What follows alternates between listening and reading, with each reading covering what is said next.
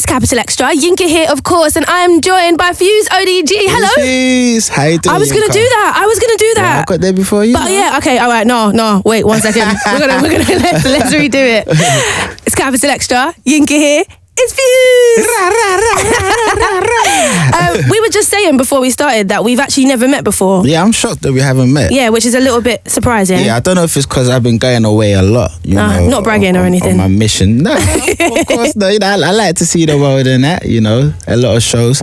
I also have a lot of projects in Ghana, so I've been going to Ghana a lot. Yeah. That's probably why I haven't bumped into you. Yeah. You're probably a party girl. No, I don't really go out that much. Oh, yeah? See, this is what it is. Yeah, you shouldn't be judging books, you know. I'm judging books right now. No, you shouldn't be doing that. No, I don't really go out that much. I go, obviously, if it's like work and stuff, but I always thought that I would see you. You can say that as work though, because you're like networking. Yeah, but like, don't out me. No. What should I bump into you now? I thought you don't come out. I'm working, obviously. I'm working. Yeah, but so it's our first time meeting. Yes, so it's very lovely to meet you. Yeah, I like your hair actually. Thank you. Yeah, like, I never knew you had locks. You know that they're not real as well, innit? So, yeah, but they do look fabulous. And it's winter, as you know, it's freezing outside at the moment. And, you know, Afro hair, man, the wind blows, it just snaps off. Really? Yeah, so I've got to be... I feel like it will warm you up though, no? Yeah. If it's like Afro. And I can like wear it as a scarf and maybe just like... It's funny. Yeah, so how are you? No, I'm good, you know. I'm good, just been working. Just got this new single with Ed. Yes, you do. And Boogies. And so yeah, I've just been working on the album. It's pretty much done, so I'm really excited because it's like that real, authentic Afro vibes, you know, we're bringing to the table. So, and this first single is like, you know, the vibe, you know, you can just feel that real Afro vibe on it, you know. So I'm glad that everyone's feeling it. So how did it come about that Ed Sheeran was going to jump on it? Because like he's not the most Afro-looking dude, yeah. Nah, he's like the furthest, like. Yeah. So like how did that happen? How did the collaboration come apparent? But now you know, I'd always bump into Ed and I'd be like, yo, like, you know, you should come to Ghana. Especially when the first time I met him, he said he loves Afrobeats. I'm like, yeah, man, then you should come to Ghana and just catch that vibe, you know, catch that authentic Afrobeat vibe. And when he was on his 1 year break, he decided to holler at me and ask me like, yeah, is the offer still up? I was like, yo, of course, like, let's do this. You know, straight away, yeah, we met up and that, and then, yeah, started taking him around Ghana. We just catching vibes, taking him to the local restaurants, we call it chop bars, took him to the school we're building, took him to the beaches. You know, I just took him so many places, and every time we'd come back, we'd make a song. Okay. And then Brahmi was one of the songs, and that was off of the back of us, you know, going to the school that we built in Ghana, and we're now working on the secondary school. So Brahmi means help me. Okay. Oh yeah, I was going to ask that. So the whole concept is about helping your neighbor when they need help, but obviously you still catch that good vibe, that good energy. Because it's like the vibe that makes you smile. Yeah, it was so much fun making the song. You know, we had so much fun making the song, and you guys can feel that when you hear it.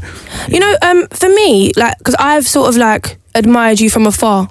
If you know what I mean. And like we said, it's the first time we've met and stuff. So yeah, I'm shocked that we haven't met. Like, it still feels like we've met. I feel like he's excited to meet me though. Like, it feels nice. You know what? The name Yinka, it's exciting to me, that name Yinka, because it's like, are you Nigerian? Yeah.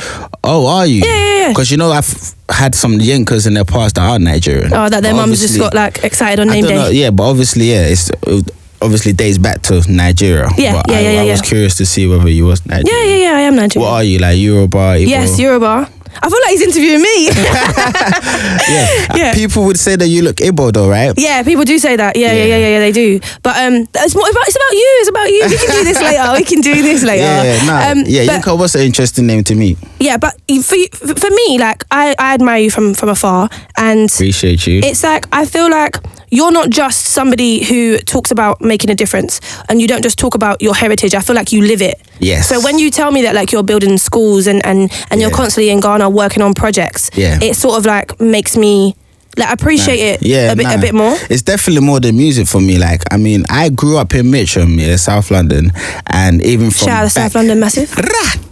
Even from back then, I was doing community projects, doing youth projects, giving young people activities to do, because at the time I felt like the way that young black people were being perceived in the news was so negative. Yeah. And us doing the community project was giving young people activities to do, and two, giving ourselves something to do as well. Being creative, or using our passion to actually make something constructive. So from back then, I'd been passionate about doing community projects wherever I'm at, especially if there's an issue at hand that we need to work on. And then when I went to Ghana, back to Ghana, and I saw the talent in Ghana, and I saw, the potential in Ghana, I felt like we were being, treated unfair. Why is there such a negative connotation, on Ghana, on Africa, when there's so much talent, good technology, great culture, great food, great fashion?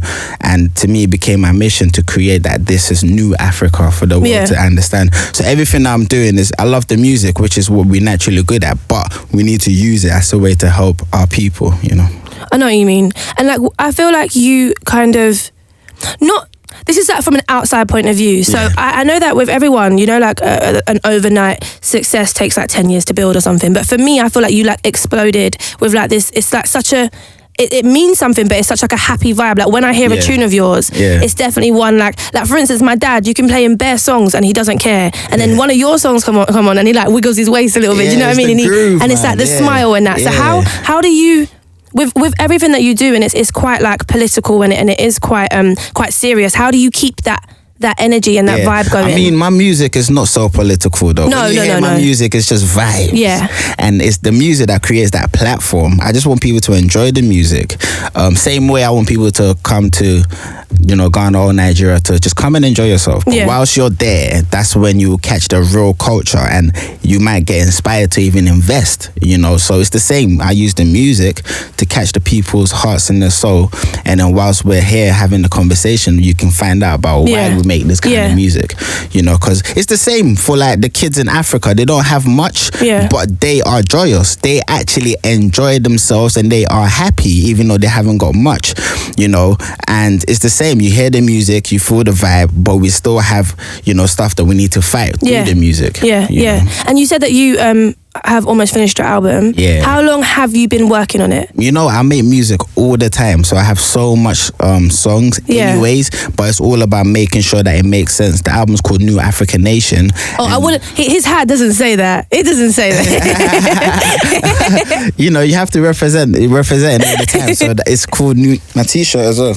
Okay. It's album's called New African Nation. Yeah. So it's about making sure that the narrative comes across on that album. So I have so many songs, picking the right songs to make sure that you guys understand the mission as well as enjoy yourselves whilst listening to it. And how do you pick the songs? Because I can imagine that it's a spiritual process. It must be like quite difficult, especially if you've got like a huge pool. Many songs. It's a spiritual process.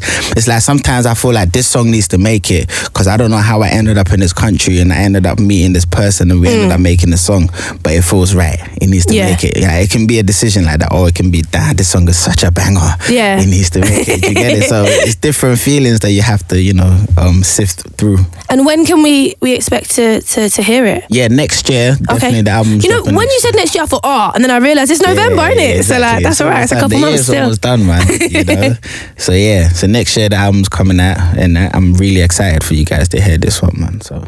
And for me, when I think about you and the career that you've had so far, and also where music was, especially UK music, when you first broke through, when you first came on the scene, and you even shot like a bit of some of the video in here, so would you say, like, how do you feel about people who say that you're like a pioneer, especially for the Afro sound in England?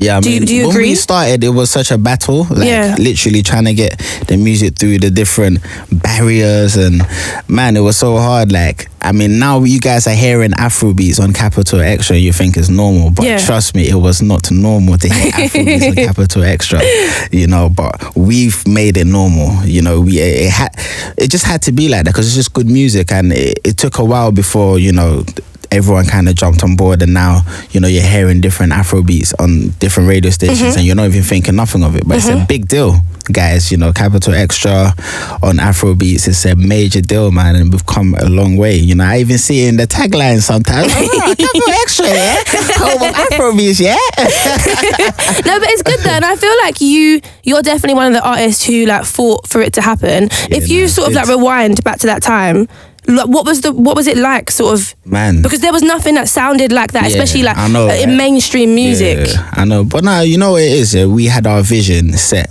and we always knew that, you know, because it's good music, and if it moves people in Africa, then it can move anyone here because it's just good vibes, you know.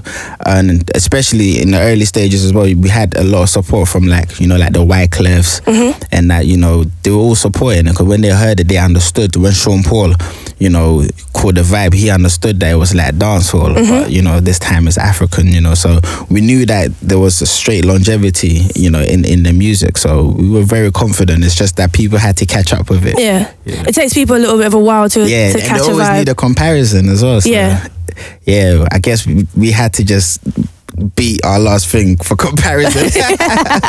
Yeah, but when your biggest competition is yourself, it's all right though, because you can just come better all the time. But now there's a lot of people coming through and killing it. Yeah, because you've got people like, I don't know, like Jay Huss and like Lotta Boys, Kojo, Young Bane, and even like Notes and stuff. It's a beautiful thing. So how does it make you feel like when you see so many and they are dominating like charts, airways, or whatever? It's a beautiful thing, man. Like I love the music that all the man them are making, and it's good. We need to keep it moving. Like we need to show people that you can actually be successful making this kind of music. You can actually, you know, make some good money from this, do some good shows and sustain yourself, and, you know, build an empire as possible, you know. So definitely the man them need to carry on working. I'm here, I'm supporting them, you know. They know I'm here as well, man. So I want to get them involved in I'm talking to Bane and that even Kojo as well, like to come to Tina Festival in Ghana. In Ghana, so I'm gonna get them and them involved as well. So I'm excited. And in terms of like UK music now, what do you think of it? Like, do you like? Because obviously everyone's like, you know, having a little peek over this side of the pond. It's a good look, man. It's a good look. Like, trust me, man. Like, I talk to them, and I talk to Bizzle, and that's like, it's a beautiful thing. What's happening right now with UK music? Like Stormzy, you know, Skepta, you know, all the men that coming through and killing it. You know, it's good for the younger people to see that you can actually stay true to the music that you enjoy making and still be successful, you know. So they're putting out a good blueprint. I support. Yeah, me too. Look at us all just agreeing with each other. I support that. Trust me. So with your new album that's going to be on its way, can we expect, like, are you going to drop like another single before it drops? A couple more songs coming. Yeah, definitely a couple more bangers coming. I love releasing music, man, you know, and there's no rules, you know, as to how many you're supposed to release before your album. I'm just going to drop some good music, and then we just let people have the album so they can catch what the whole mission is about. And we are going to play your brand new one with Ed Sheeran now. Can I say, actually, before we get into it, when you were making it, was there ever like a worry, like, oh, what if people don't really get it? Because to look at you and Ed, like just with your eyes, it's like you even like your sounds are so different. Work, and the fact that he's even speaking Tree, exactly, and very well as well, very well as well. You know, I mean, I had no worries because it feels good. You know, I guess if it's organic, then exactly. We just knew that it was real. We knew that this was the first song that we wanted people to hear, coming from, you know, us, you know, like the Fuse ODG and Ed Sheeran. Like, we knew that this was it because it's just so authentic, and, you know, it's high life, it's real to Ghanaian culture, and people in Ghana love it. So come on, man, we know the world is gonna love it. We knew people were gonna love it, and people are loving it. Like, it's already got over 3 million plays on Spotify, and we dropped it last week. So, you know, that's I'm glad we dropped that. I'm glad we dropped it, you know. So, and one last question: can we expect any other collaborations on the album? What are you smiling like that for? Yeah, because I don't want to give it away like that. Oh, come on, what do you mean? Not even like a cheeky little name, like just like, I don't want to give too much. From when you've got Ed Sheeran, you know it's over. Like. That's why I'm like, I wonder who else. Like, but I like surprising people, man. So you guys have to kind of see, you know, what we do. All right, so when it drops, you have to come back as well. Come on, you already know. We should have connected a long time ago. I know, but now we've met, we're mates, and this is it. You're stuck with me. You're laughing, but Rob's over there thinking, oh gosh, you're stuck with her. You're stuck. But boy, if you could travel to Ghana, I can't catch you. The doors are locked. Yeah, that's it. You can't get out. This place looks like a spaceship. It looks like you can type in a code and lock me in here. Like. Listen. He's ODG marathon. He's not going anywhere. It's all right.